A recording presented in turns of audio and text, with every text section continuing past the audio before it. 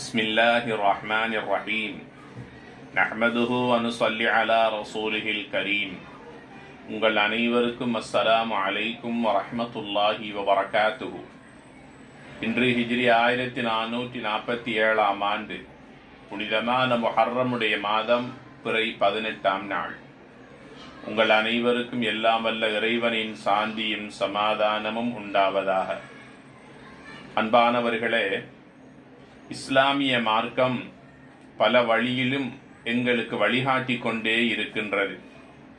அது வெறுமனே வணக்க வழிபாடுகளோடு மட்டுமல்ல, எங்களுடைய சுய பாதுகாப்பிலும் கவனம் செலுத்தி இருக்கின்றது.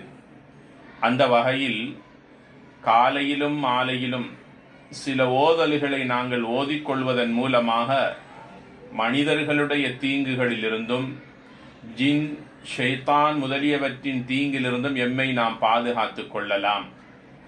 நபிகள் நாயகம் ஸல்லல்லாஹு அலைஹி வஸல்லம் சொன்னார்கள், யார் ஒருவர் காலை வேளையில் சூரா பக்ராவினுடைய 10 ஆயத்துக்களை வசனங்களை ஓதிக்கொள்கின்றாரோ அவர் அன்றைய நாள் மாலை நேரத்தை அடைகின்ற வரைக்கும் ஷைத்தானுடைய தீங்குகளிலிருந்து அவர் பாதுகாக்கப்படுகின்றார். தீய மனிதர்களுடைய கெட்ட பார்வையிலிருந்தும் பொறாமையிலிருந்தும் அவர் பாதுகாக்கப்படுகின்றார்.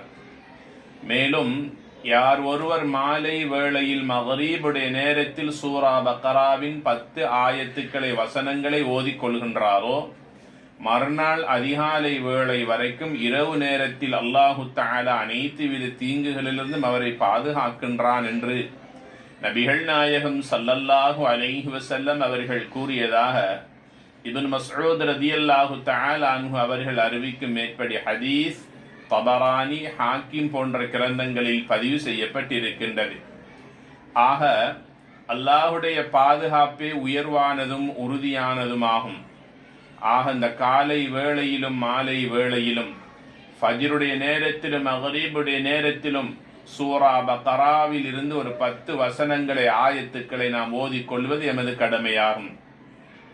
அனைத்து விதமான கவலைகளிலிருந்தும் பிரச்சனைகளிலிருந்தும் ஆபத்துகளிலிருந்து பாதுகாப்பது அல்லாஹுடைய பொறுப்பாகும். எமது கடமையை நாம் செய்வோம். அவனது கடமையை அவன் செய்வதற்கு போதுமானவனாக இருக்கின்றான். எல்லாம் வல்ல அல்லாஹுடைய பாதுகாப்பை பெறுவதற்கு நாம் அனைவரும் முயல்வோமாக. வஸ்ஸலாமு அலைக்கும் வரஹ்மத்துல்லாஹி வபரகாத்துஹு.